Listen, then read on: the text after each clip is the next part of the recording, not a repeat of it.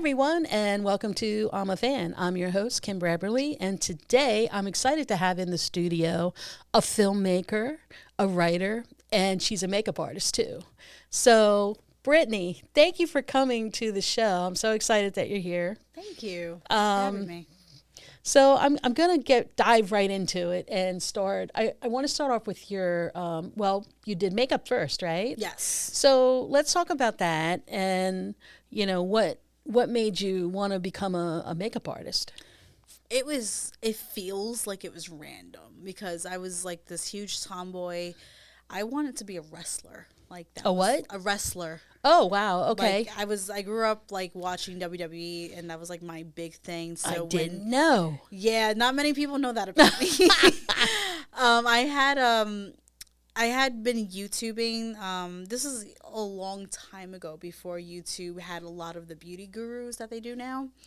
And I was looking up a music video, and one girl had posted a makeup look, and I just started watching it. And I don't know what it was that compelled me to watch it, but I got very interested in it from there. And I've always had a little slight bit of an interest from growing up in my mom's. My aunt let me use her makeup as a kid. Like, she would literally just let me play in it.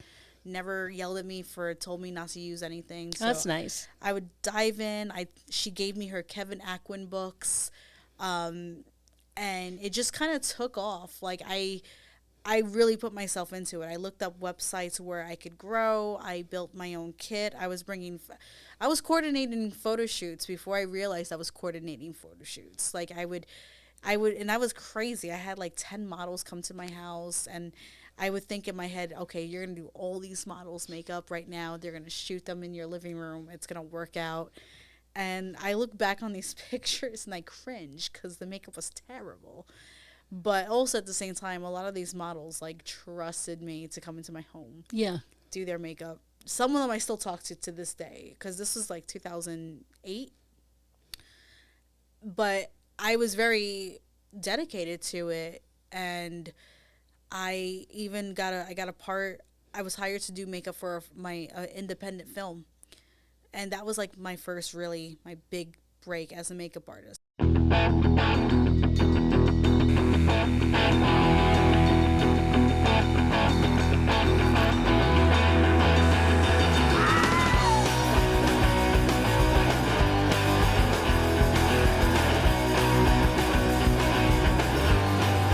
I'll just scare them into voting. That can be my special strategy. The world don't change. People change. Welcome to Washington, D.C. Welcome to DuPont Circle. Obama won. People like us are in charge of the country. And you still want to hang out in your little punk rock trap shacks. Murdered by introduction. By machine. I'm driving here. Damn.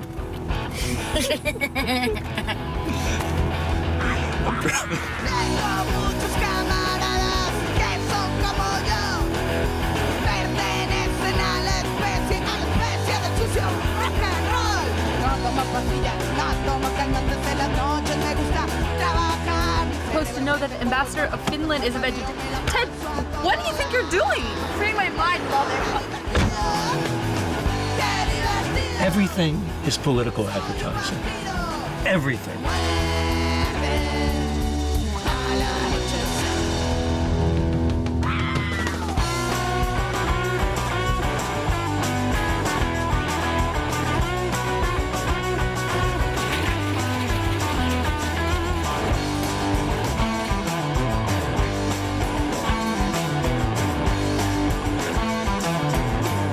This was a film that they paid for travel, lodging. I got to go to Washington D.C. to continue. Oh wow, it was huge. Yeah. They paid me. They bought my they pretty much were like, whatever you need to buy, give us, like, here's the money, go buy it, and then give us the receipts. So it was incredible. And then the special effects makeup happened completely by accident. somebody. Is that a different schooling that you have to go to? Because there's You beauty can. makeup, and then there's there's regular beauty, glam, and then there's special effects. I didn't go to school for either of them. Oh, okay. I was self-taught, and I got told by somebody I need a makeup artist for a horror film. That was all I was told, and I didn't think to ask any kind of questions. I just went sure. Had my tiny little kit, with probably 7 brushes total in there. And I show up and I was like, what do you need? And he goes, zombies.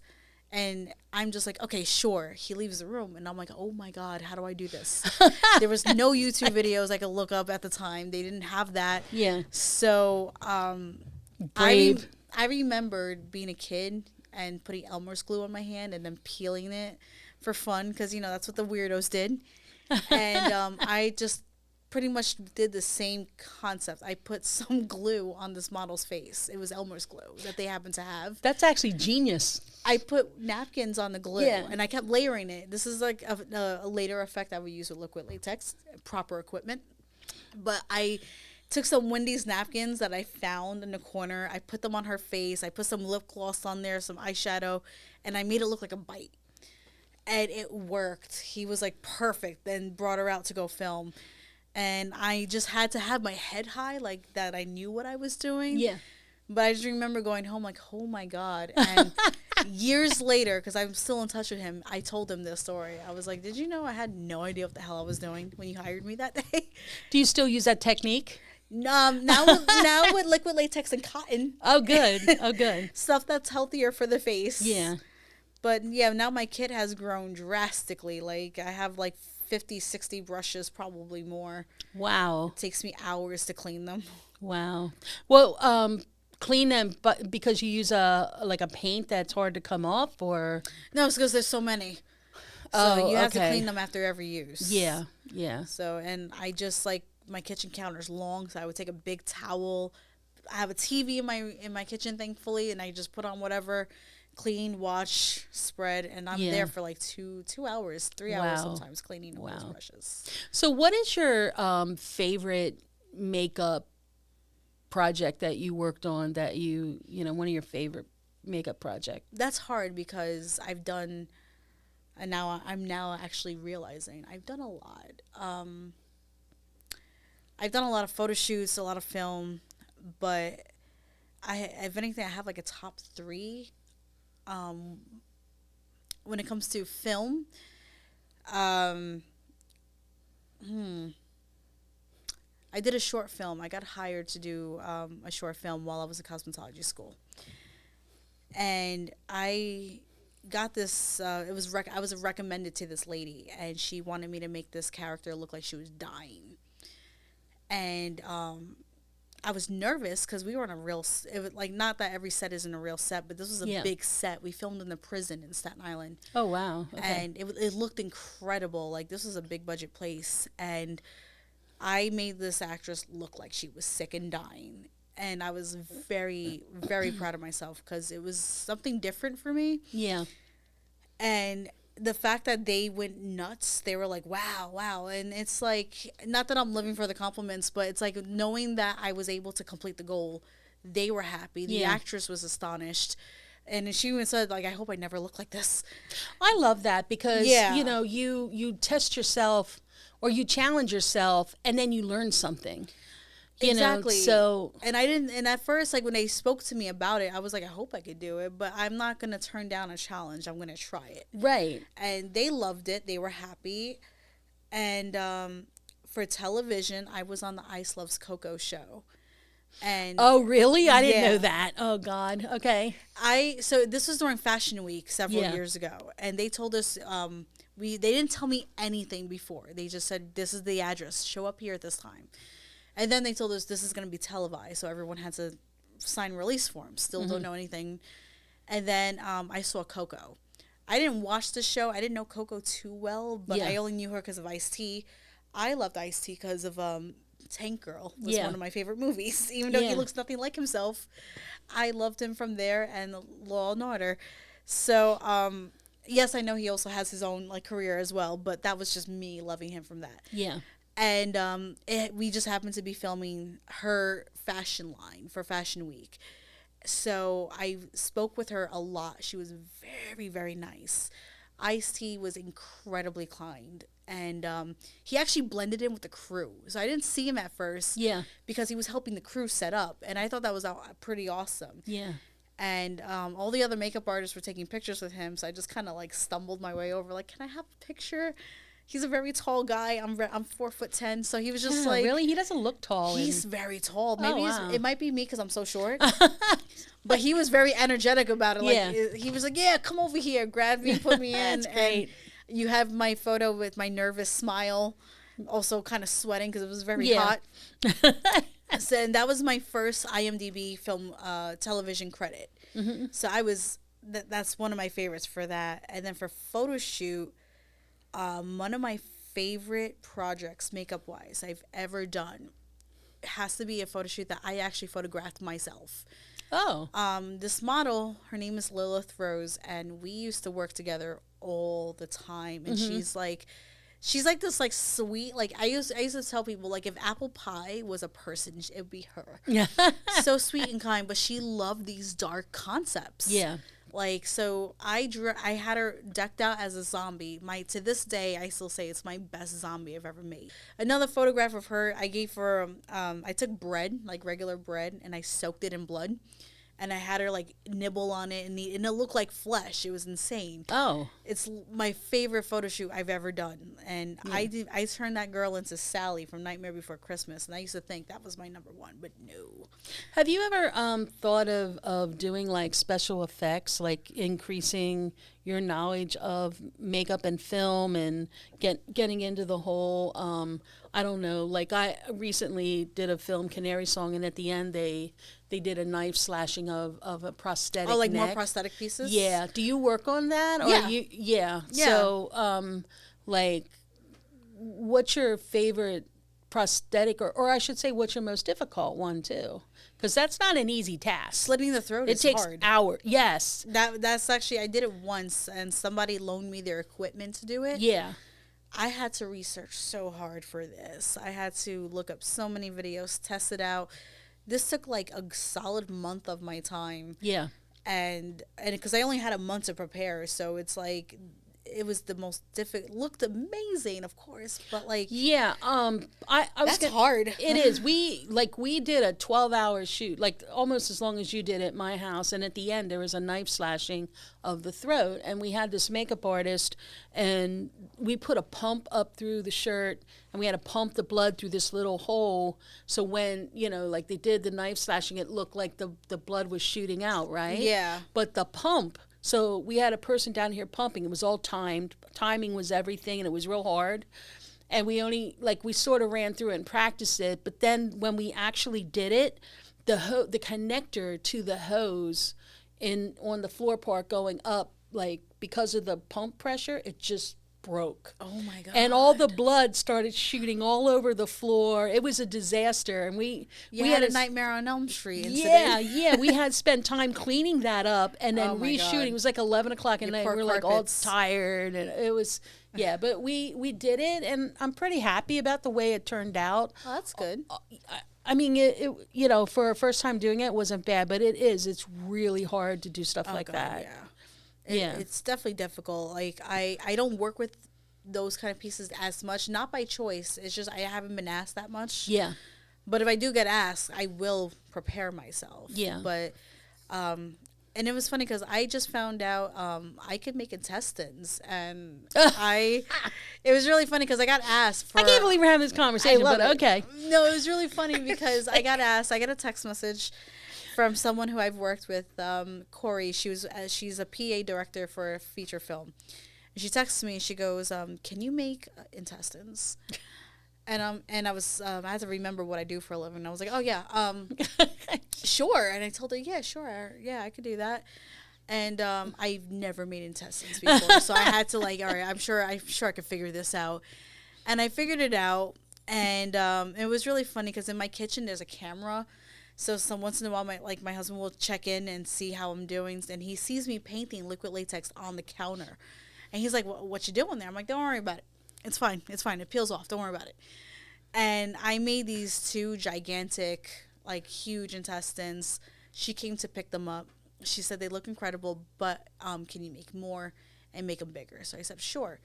And she also requested I ship them because the filming was upstate and she wouldn't be able to come back. So I told her, yeah, sure, no problem. I make the intestines. You know, it's like pretty much liquid latex.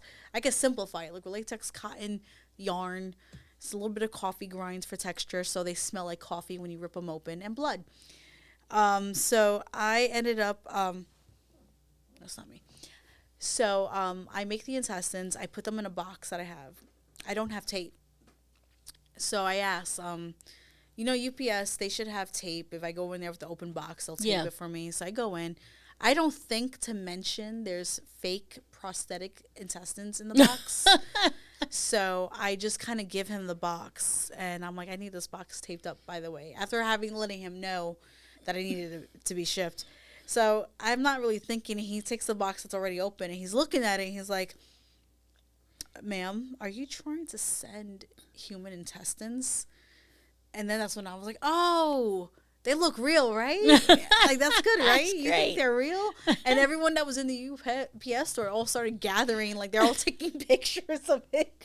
So I was kind of feeling pretty good because I was like, all right, they thought it was real. And then I had to reassure them, I promise you, they're fake. If you smell it, it smells like coffee. And that's because there's coffee in them, not from a person I killed. It's not a dead body, right? Yeah, it's not a dead body. I just, I'm a special effects artist. And thankfully, we shipped them in time. I saw behind the scenes photos of them using it, and it looked insane. So I was like, this is good. That's great. That was fun. I think making intestines became fun. So I keep asking people, does anyone need intestines? That's a fun time. It's my favorite prosthetic piece to make. So makeup. Okay, so makeup art came first, and did writing come before that? Because I know you have a lot of writing that you've done over the years. I've always been a little bit of a writer, I think. Yeah. Creative writing is something that I would go towards, like, when my mental state was at its best. I was always a sketch artist, but I would destroy my artwork all the time. Depression hit me very terrible as a child and a teen. And I remember I had a big sketchbook filled with drawings, and I just destroyed them all. Wow. Felt nothing. And sometimes I'm like, I had some good stuff in there. I wish I didn't do that. But when I wrote, that was more meaningful to me than my drawings. And I would write concepts. I started writing after makeup. I started writing photo shoots. I started thinking of, even though I was a makeup artist, I was like, what if we did a shoot where it's like a storyboard setting? Yeah. And I started this magazine with an old photographer, a friend of mine. And I would write the articles. I would interview the models. I would interview other people. I loved it. I loved that was writing. great. It was awesome. This was my magazine, Cynical Fashion Magazine. And it was like a dark form of like editorial. So I love the photo shoots we would do. We would even try to make, like, we did like a Little Mermaid storyboard one Nice. time. We did something inspired by the Labyrinth. Yeah. And then I decided to hand her over pretty much I gave her the magazine, and then the magazine unfortunately didn't continue. But then I started another one with another photographer, which was the same kind of concept. It was like, it was supposed to be like editorial fairy tale. Yeah. Dark concepts, and the same thing. I interviewed everybody. I wrote these concepts, and I loved it. I loved everything about it. And that's when I started writing my book. And the book was written as a concept first for a photo shoot, but then chapters started coming out of nowhere, and then next thing you know, I'm writing a book, and it was so poorly written. I cringe when I read it sometimes because the first page has like the word "the" is spelled wrong. Yeah. So, but I don't regret it because writing it let me figure out how to organize my thoughts and the stories I try to tell.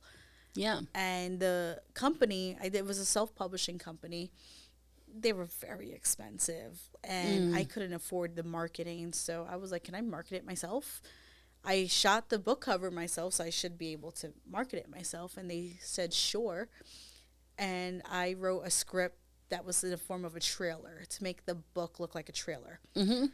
And that was my first official writing of a screenplay, even though it was very short. And I directed it. learn the very hard lesson: do not cast your friends. Yeah. Very hard lesson. I almost killed them all, but I did not. They're still here, but I will not work with them again. That happens a lot, it seems. Like, if you're going to work with your friends, you have to have paperwork drawn up. It wasn't so much like- like they were bad people. It was just that one was like better off not acting.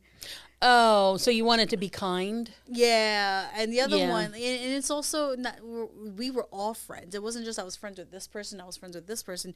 We were all friends, and I still have like behind the scenes saved on my phone. And although they are hilarious, and it's been years later, and I laugh at it now.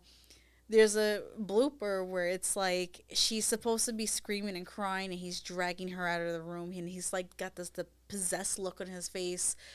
But you hear me say action. You don't see me in this blooper at all. You just hear me say action. He starts immediate mistake within 2 seconds. And then it just becomes this whole spectacle, and it's like it became comical. And you don't hear a word from me until the video's over. And my friends are like, "Were you busy laughing?" I was like, "No, I was pissed because we have been trying to shoot that shot for hours, and I just was so hungry." Yeah. But it looked great. The trailer looked great. I was, at the end of the day, I was proud of them. My friend Cranar, who's actually a very talented drummer, musician, singer, was the lead actor for me, and I was so proud of him because he did such a good job.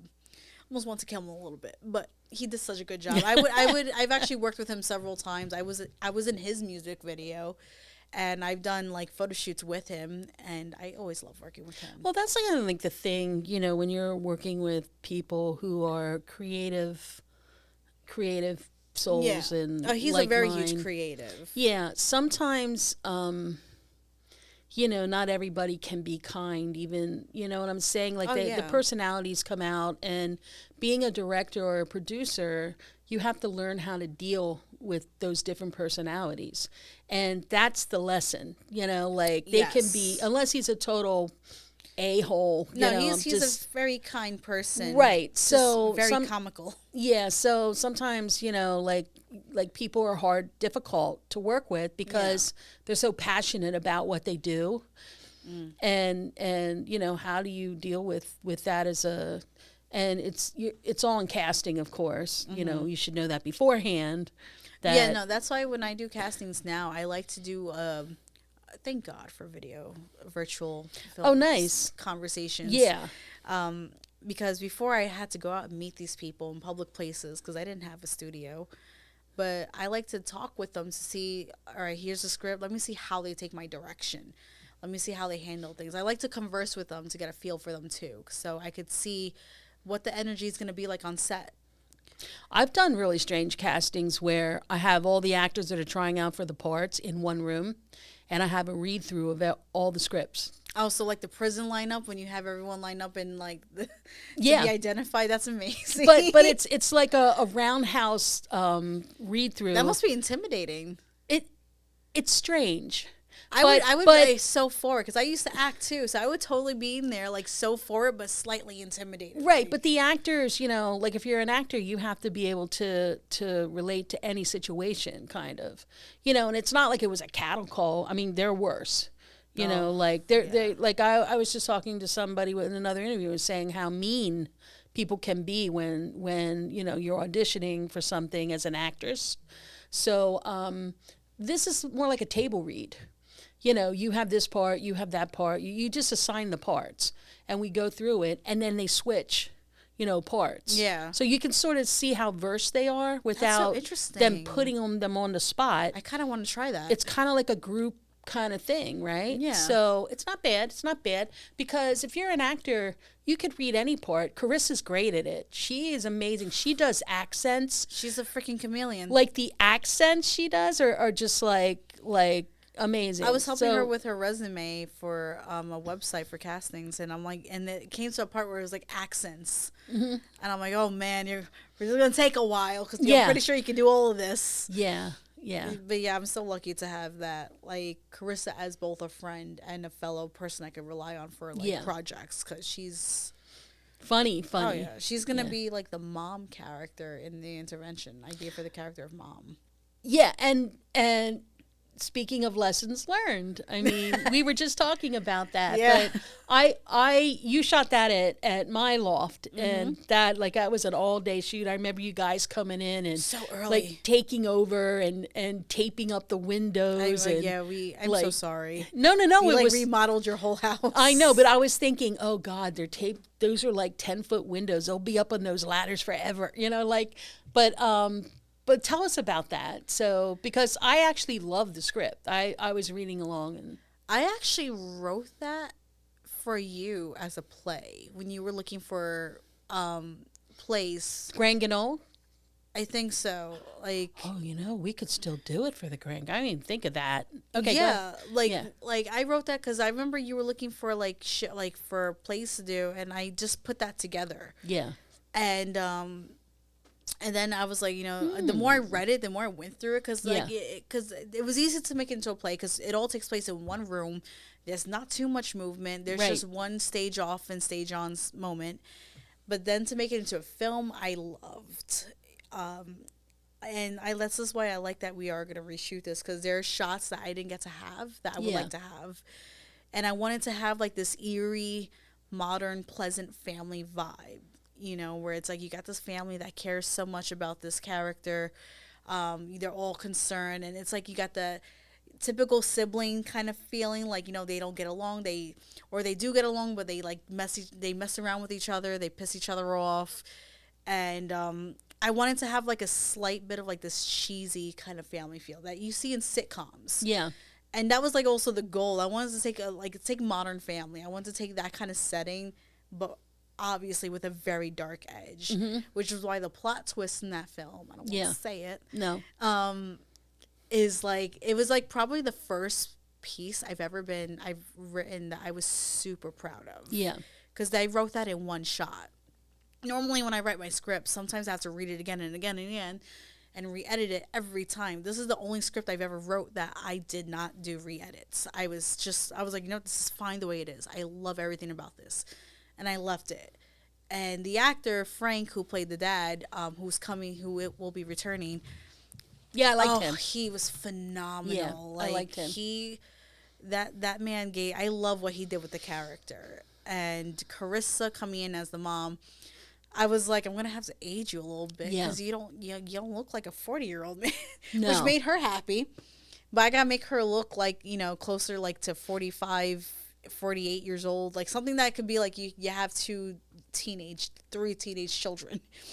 So that's gonna be fun. You might have to fatten her up a little bit too. Maybe. I might have to do some work. Yeah, like because you know how older women they age all over, not just the face. Yeah. So yeah, and because we recasted that, and where I don't have a new yeah. I don't have a new person picked for a specific role, but I have a new sister, and the sister that I'm recasting, her name is Marie, and she's actually the daughter of someone I used to work with, and she's such a sweet kid, very, very kind. Yeah. And she was one of my zombies for Pursuit, and she was expressing to me, if you need anything with acting, I really want to get into it because she does theater. Mm-hmm. And I was like, all right, let's do an audition piece and let's chat. Let's see. And I think she's going to be phenomenal. Awesome. I know, and it makes me happy being somebody's first film. Because the actress, Katiana, who was my vampire in Taste of Life, she's been in all my films, as like almost literally, I think all of them actually. And I was her first film. She was a makeup artist for years. Great. And then she transitioned to acting. Yeah. So that always makes me happy that now she's getting a ton of acting work. Yeah. Like everywhere. Like she was in an Apple commercial and like all this stuff. And I'm like, I was her first film. Yeah, they're blossoming. Oh, I know. Definitely, like one of my actresses is now remember SAG. me when you're in the big. Yeah, I tell them all the time. I was like, don't forget me. Yeah. One of my actresses is now a SAG actress. Nice. Which I love that for her, but I was like, damn, because I was gonna call her for one. Now you gotta have the SAG payments. Yeah, you have. Yeah. They told me that I could do some paperwork to. You can. To You work. can get around it, but it's a pain in the ass. I don't want to take anyone's SAG card. Yeah. I'll feel so terrible about that. Let's talk about Pursuit. That's your new film you're working on right now? Yes. Okay. So we just wrapped. That film has also been through the runner. I don't know if I ever got to tell you about that. No. So, because I was thinking he's gonna. I don't know if he's gonna watch this, but it's okay. I'll be honest. So I had a friend of mine who wanted to work on Pursuit as a cinematographer and editor for me. And, you know, when I say friend of mine, we've been friends for years, since we were teenagers. Mm-hmm. And I have a few friends that I've known for years that, you know, we were friends like high school wise and everything. And then we all just happened to grow into creative people. So he's never worked on a film before, but this would have been his first film. Mm-hmm. And I was like happy to have him, to work with him. I've been his makeup artist for his projects so many times. So now he got to be a part of my film, and he gave me his rate, which was very, very high, alarmingly high. And I was For a first film. yeah. Yeah. And listen, I will always, if I pay my friends, you know, no matter what we do, no matter what we work on, I will always give them something. Even if I don't have the budget to, I'll try. And I'll let them know, like, I could give you this, probably not the whole thing in one shot. Like, I'll probably have to break it down into 3 payments, but you'll get it. And they do get it. So, and I told him the same thing. This is very high, but if you would accept payment plans, let's do it. And he said, sure. And we started filming one particular day. He chose to shoot at night, and it didn't work. It was too dark. The lights weren't working. We had a generator that I had to pay for. It didn't work. It was freezing. We didn't. Pretty much the footage was way too dark, and also 7 hours and nothing got filmed. Oh, wow. Nothing got filmed. So we had to call it another day. Second day of filming, same thing. There was a bunch of issues, and then he wanted to change a pattern of the script. And I told the actress Katiana about it, and she didn't like it. She didn't like the new direction, so she dropped. And I had to recast. Oh, my God. So I recast. We go for it again, and he's asking for the payment by a certain time. And I wasn't working at the time, so it was hard. So you're the writer-producer, right? Pretty much. So why is he running the show? I That's my question. The way I was looking at I'm it, just being a friend here now. No. The way I was looking at it, because a lot of people said that to me. Yeah. The way it was running through my mind is, listen, I don't have all the money to give him. Let me give him some kind of creative input, because like I'm like broke working with him, and I was supposed to pay him a specific payment by, I think it was like some Monday. I got home very late and completely passed out, and I woke up to him pretty much dropping out of the whole project altogether. We were supposed to film on a Sunday, and he was like, you know, I asked, you know, this money is taking, all I have to show for this whole film is like $100, and that's like not enough for me, so good luck on Sunday. Yeah, but hold your thought a minute. He messed up the first 7 hours of the footage. So yeah, it was very, I was so disappointed, because I was just like, I wasn't expecting this to come from him at all. Mind you, he's never paid me as a makeup artist, ever. I've never gotten paid from him. I actually was an AD for him for his music video. I didn't get anything. And then I was a makeup artist again. Also, I helped his set and held his camera, his very heavy camera. yeah. Didn't get a penny. But I never questioned it, because I was like, you know, I'm going to help out a friend. So I was disappointed because of the years of paid work I've done for him, and that I've done for him that I didn't get paid. So he drops out, and then I was very upset about it. So Yeah, of course. I messaged my friend Mina, who has filmed my first film, Welcome, Wanna Play. Oh, she's amazing. I've seen her work, yeah. Yeah, she is a force to be reckoned with. Yeah. And I messaged her, and I told her what happened. And she was just like, this is insane. All right, you know what? Let's shoot this for you. she picked a day. I got the actors, and we finished this film in 6 hours. And I was amazed. What does that tell you? She came with she came with 2 PAs and an AD, and they just pretty much they took a huge weight off my shoulders. And like I know who her crew is. Like, I've worked with every single one of them before. All incredible, amazing people. So, and then having the zombies that I had, and my cousin was actually the lead actor. He's also a wrestler, Max Payne, and he was telling me, like, because he told me he wants to be an actor, and I told him, and I asked, like, how much do you want to be be an actor? And he's a wrestler. He has to act for his promos all the time. So it was easy to cast him in my projects, because he did a phenomenal work. And I kept apologizing to him crazy because of all the reshoots and this rescheduling. Is that Michael Quinn you're talking about? No. No. Okay, someone else. Okay. No. I mean, his stage name was Max Payne. His name is Brian Diaz. So okay. But yeah, it was. I can't wait to see it edited together. I have to get a VFX artist, and Mina didn't charge me. Well, I am so glad that turned out positive for you. Yeah. But lesson learned again, and we all go through stuff like this, and it's just you move forward, and in the future, you want to get people that are professional. I was kicking myself because I was like, Mina, why didn't I call you in the first place? Why was I trying to be a good friend? So because you have a good heart, and that's what you do. But that's it happens to a lot of creative people that are nice and want to do the right thing and support other people, in their craft. And somebody has to have a first time somewhere. So who's going to give it to them? I've had a few actresses who went from theater to film on my films too, and it was their first time, and they did great. So you got to get that.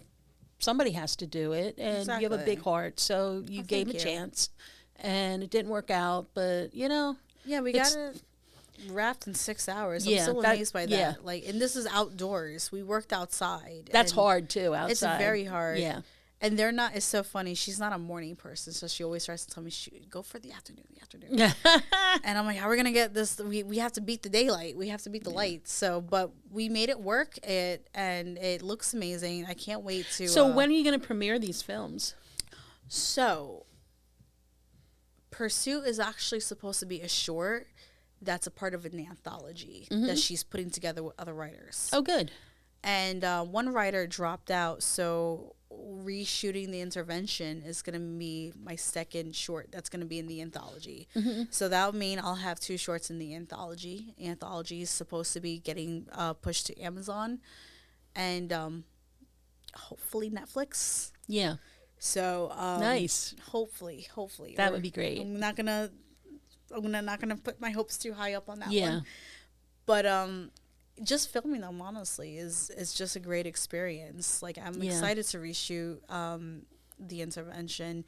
And this time it'll be even better because you know what you missed and what you want. And every time I do a film, I learn from what I did last. Yeah. And I've noticed that when I first started filmmaking, I was always quiet. I didn't think to ask for things because my brain always kind of shuts down at the idea of asking questions, asking for help, anything of that sort. It closes down. It still does to this day. I'm working on it. But now, as I've done like 4 projects or so, now I'm just like, all right, so what if we get this B-roll of this shot? What if we do it like this? What if we get this frame? And I'll have that voice in the back of my head. It's like, you're asking for too much. And it's like, no, we got to do this. And Mina would even say, like, if you want it, tell me what you want. Like, we'll have meetings before the shoot. Yeah. Go over a shot list. So I'm so excited, especially for the full features I'm excited for you. Thank you. I am. It's exciting, and I'm so glad that that more women are coming out doing films and writing and stuff. I mean, I've been reading statistics on, for instance, women playwrights. And from 2021 to 22, in 2021, there was only like 21% of women in the United States that were playwrights. Wow. Yeah. And then it dropped, to 2022. I think it went down to like 17%. So we need more women in these roles. I mean, it's really important. And yeah, I'm glad you're out there and you're one of them. And you're definitely a hard worker when it comes to writing, and because you just keep doing, and honestly, I'm a big fan of you, and that's why you're here. I'm a fan, and I can't wait to see these movies and what comes next for you. And thank you so much for being on this show. Of course. I want to thank all of you for tuning in. This is our last show for this series. It's been fun, and hopefully we'll do another season. And if all of you vote for me, for these grants that I write, to be able to have this possible.